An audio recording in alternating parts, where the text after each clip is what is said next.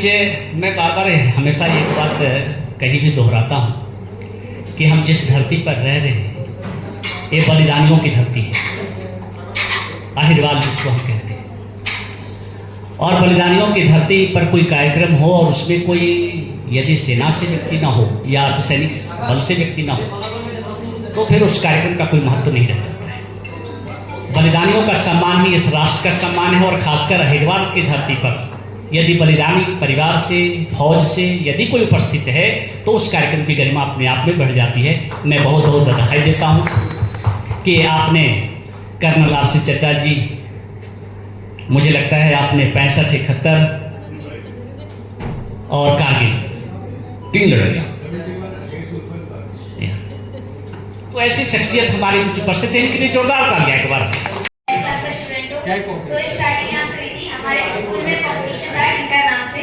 तो वहाँ पे एक स्टूडेंट था राज, मैम ने सजेस्ट किया मेरा नाम, तो उसकी जगह पे मैं गया और वहाँ पे सर ने मुझे कहा कि तुम राज की जगह पे इस कॉम्पिटिशन में पार्टिसिपेट करो।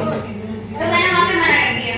मैंने कहा कि जगह पे मैं पार्टिसिपेट करूँ ये मुझे अच्छा नहीं, क्योंकि जहाँ पे जो चीज़ मेरे को अच्छे से आती है उस चीज़ में मेरी पोजीशन का नाम किसी और को मिले तो इसलिए मैंने सर को उस टाइम मना कर दिया। उसके बाद फिर दोबारा मेरे को बुलाया गया, फिर मेरे नाम से ही मुझे पार्टिसिपेट करने को मिला, जिसमें हमने आधे घंटे का टाइम था प्रोजेक्ट बनाने का, हमने 5 मिनट से कंप्लीट कर दिया।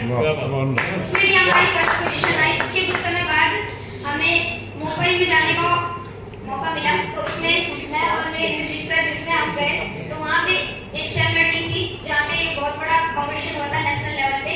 इसमें हमारी कैटेगरी थी स्पीडी कार। हमें एक कार बनानी थी जिस कार की एक रेस ट्रैक मिला था, उस ट्रैक पे हमें रन करना था। 2 लाइन कंप्लीट करने थे और टाइमर भी चलेगा साथ साथ। तो मैंने 40 सेकंड के अंदर उसे कंप्लीट किया था। और कुछ जजेस आए थे जहाँ पे महाराष्ट्र के सीएम भी आए थे, तो और भी कई लोगों को एक्सप्लेन किया हमने, उसके कार के बारे में बताया। उसके बाद वहाँ पे हमारी फर्स्ट पोजीशन रही जिसमें हमें 1 लाख रुपए का कैश कोच।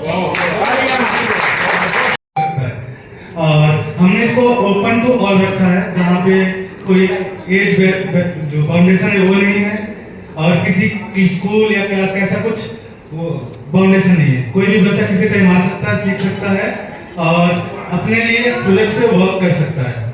तो ये वो टाइम हम लोग बच्चों को देते हैं जहाँ पे जनरली जो लोग जॉब से जॉब कर आज के टाइम 95 की जॉब, इसके बाद आके घर पे रेस्ट करना, घर को टाइम देना। हरियाणा और भारत में हरियाणा, ये दोनों गाना हमारा मैशअप था। एक बोल सुनाओ कोई भी। देश में देश भारत, भारत में हरियाणा।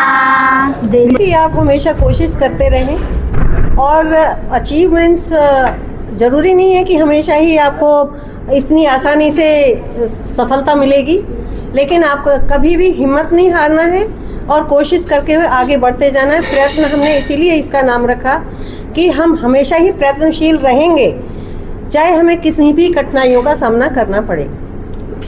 क्या आप बाज की तरह प्रयत्नशील हो? 70 साल की उम्र में 40 साल के बाद वो पंख तोड़ता है और पंख तोड़ने के बाद दोबारा फिर वो जीवित हो 30 साल और जीता है। ऐसे ही आपका प्रयत्न चलता रहेगा?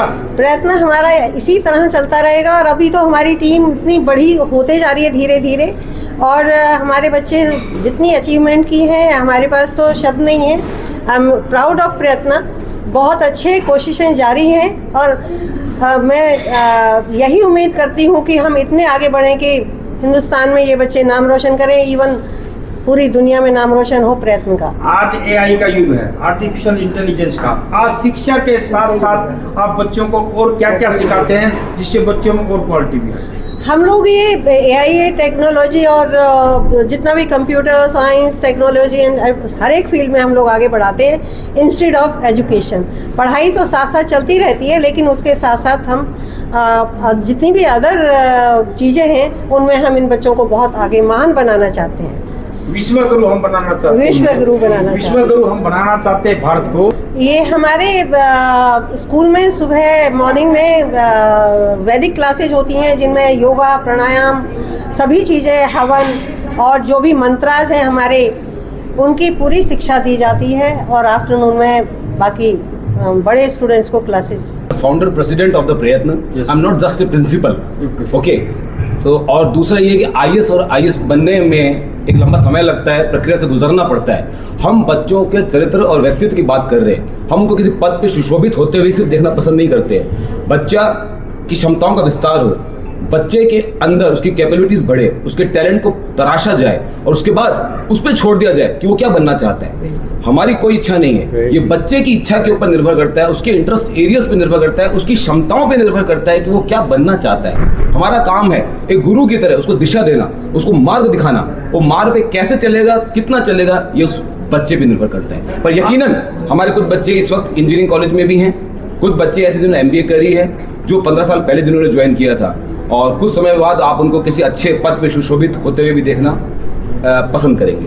सर, आपके स्कूल में किस लेवल तक की पढ़ाई होती है ये बता दीजिए। एकेडमी की बात करते हैं तो 10th लेवल तक हम उसको पूरा सपोर्ट करते हैं। खासतौर से वो बच्चे जो वंचित हैं और खासतौर से वो जो गवर्नमेंट स्कूल्स में और जो इकोनॉमिकली वीकर सेक्शन से हैं, बहुत सारे माइग्रेंट्स हैं जो हमारे दिल्ली NCR में रहते हैं, उनको उचित प्राइवेट स्कूल में जगह नहीं मिल पाती है। पैसों का अभाव सबसे बड़ा अभाव रहता ही है, तो उनको किसी भी अच्छे स्कूल्स में उनका दाखिला कराना, लेकिन साथ साथ उनकी पूरी जिम्मेदारी ले लेना, जैसे अडॉप्ट कर लेना और उसके बाद उनकी क्षमताओं का विस्तार करना, और जैसे मैंने बताया उनकी प्रतिभाओं का आगे बढ़ाने में उसमें मदद करना, और पूरा दिशा निर्देश दे के उनकी जब तक वो अपनी लाइफ में कुछ एक मंजिल नहीं तय कर लेता है तब तक हम उसका साथ नहीं छोड़ते। इंटरनेशनल लेवल एक बहुत बड़ी चीज़ है। अभी उस हिसाब से सच कहता हूँ कि हम बहुत छोटे हैं, हमने अंतर्राष्ट्रीय स्तर पर तो नहीं, लेकिन हाँ अपने कुछ सीनियर्स हैं, हमारे कुछ अपने कॉलेज के विद्यार्थी रहे हैं जिन्होंने जो इंटरनेशनली एक्लेम्ड हैं, वो लोग हमें ज़रूर सपोर्ट कर रहे हैं। हम कोशिश कर रहे हैं कि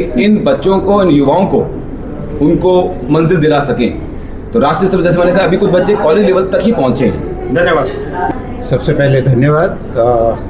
मैं शमी जी को धन्यवाद करना चाहूँगा, आपने मुझे मौका दिया आज आने का, और आपको भी बहुत बहुत, पूरी प्रेस आज यहाँ अवेलेबल है, सबको मैं दिल से धन्यवाद करता हूँ। मैं सिर्फ पहले तो प्रयत्न के बारे में 1 मिनट आपका लूँगा, आधा। जो प्रयत्न की मैनेजमेंट टीम है यहाँ पे, और वो जो प्रयत्न कर रहे हैं इसको ऊपर उठाने के लिए, उसकी मैं सराहना करता हूँ अपने दिल से। सबसे बड़ी बात, इसमें वो बच्चे हैं जो फाइनेंशियली बहुत ज़्यादा अपर ग्राउंड से नहीं आते, इनको नीचे से ऊपर उठा के लाया जा रहा है। इसके लिए मैं आप सबका तहे दिल से धन्यवाद और स्वागत, अभिनंदन करता हूं कि आप इतनी मेहनत उन बच्चों पे कर रहे हो जो इग्नोर्ड हैं। ये बहुत बड़ी चीज़ है, ये छोटा नहीं है। और आज का प्रोग्राम देख के खुद को, मतलब मैं अपना रोमांचित फील कर रहा हूँ कि इतनी अच्छा टैलेंट जो छुपा रहता है, जिनको उठाने के लिए आप जैसी संस्थाएं सामने आती हैं और करती हैं। मैं मानता हूं कि जो पब्लिक स्कूल्स हैं उनमें फैसिलिटीज़ अवेलेबल हैं, उसमें हर तरह का उनको हम लोग फैसिलिटी प्रोवाइड करते हैं ग्रोथ के लिए। और जैसे अब हमारे बीच में मैं बहन का नाम नहीं जानता, सुमन जी हमारे बीच में, जो रोटरी स्कूल में 7-8 साल तक कार्यरत, 7 years। हाँ, ये मैं रोटरी स्कूल से ही हूँ, रोटरी स्कूल एज चेयरमैन यहाँ पे विराजित हूँ। देखो, ऐसा है कि ये जो आप बोल रहे हो किस तरीके से चेक करें इनको, फेसबुक ना देखें या व्हाट्सएप ना देखें, ये तो घर से ही शुरू होता है। माँ बाप को भी चाहिए कि ये जो 3-3 घंटे लगे रहते हैं उनके ऊपर उसका कंट्रोल करें। अच्छा, फिर ऐसा बात है कि आजकल एक्स्ट्रा करिकुलर एक्टिविटीज़ नहीं हो रही। पहले हमारे ज़माने में हम कितनी गेम खेलते थे, अभी तो बच्चे सीधा ये पकड़ लेते हैं स्कूल से जाने के बाद। तो एक्स्ट्रा करिकुलर एक्टिविटीज़ में ज़्यादा ध्यान रखना चाहिए, सो दैट उनका ध्यान भी बढ़ जाए। क्यों, अगर कोई गेम खेलता है, टाइम उसमें स्पेंड करेगा, फिर इसमें नहीं जाएगा यार। बाकी मोटिवेशन तो स्कूल से मिलता है, जो टीचर्स हैं वो देते हैं। मैं also from government school and I am proud of my self कि मैं गवर्नमेंट स्कूल के होता हुआ I did very well. I was prepared for IAS for that matter. मेरा मतलब ये है कि ये बच्चों को जो मोटिवेशन है ना, सेल्फ मोटिवेशन, वो बहुत ज़रूरी है। और एक एम होना चाहिए उनके, हमने ये बनना है। ये मतलब पढ़ाई तो कर ही रहे हैं, वो एम अचीव करने के लिए they have to strive, they have to work hard.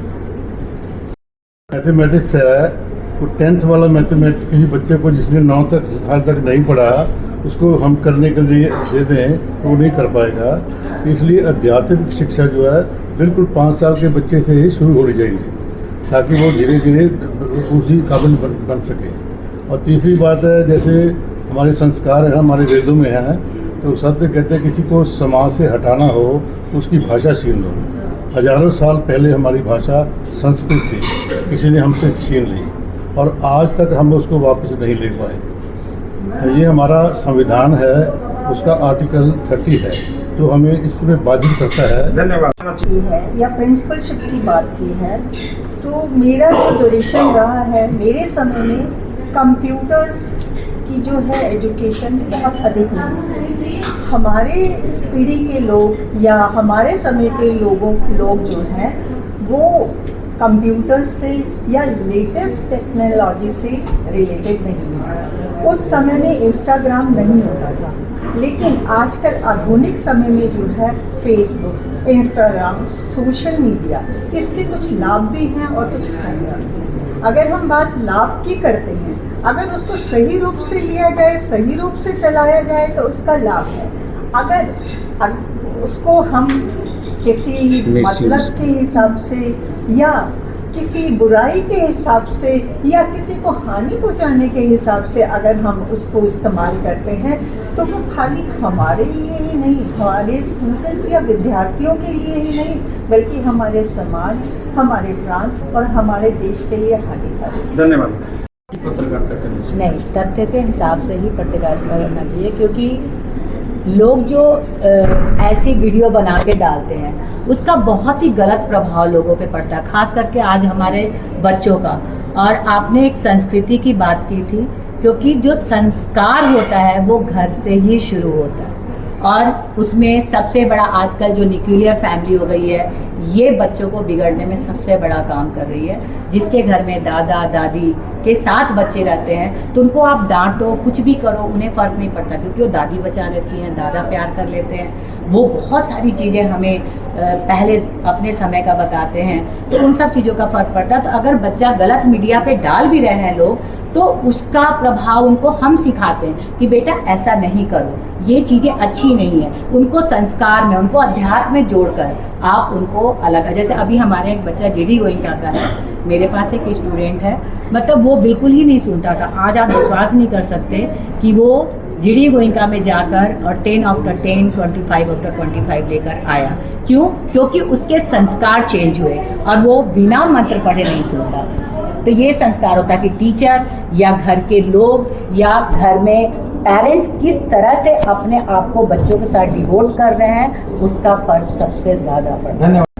आपका बहुत ही अच्छा सवाल है। महिला सशक्तिकरण के बारे में अगर बात करें तो महिला सशक्तिकरण सिर्फ ये नहीं है कि औरतों को यहाँ पे ला के हमने कहा कि भाई आप चलो डांस करो।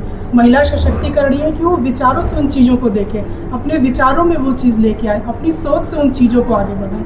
कोई भी सशक्तिकरण कभी पैसा दे के नहीं होता, पैसा आपको कुछ करने के लिए साधन प्रदान करता है, बट सशक्तिकरण हमेशा आपके यहाँ से शुरू होता है। जब आप यहाँ से सशक्त रहोगे ना, तो जो आपने संस्कारों की बात कही कि परिवार में जब संस्कार अच्छे मिलेंगे तो आप सशक्तिकरण अपने आप ही आ जाती है। एक दशा और दिशा दोनों ही बहुत अच्छा देने की ज़रूरत है, वो चाहे हमारी महिला हो, चाहे हमारे जो भी बच्चे हमारे साथ।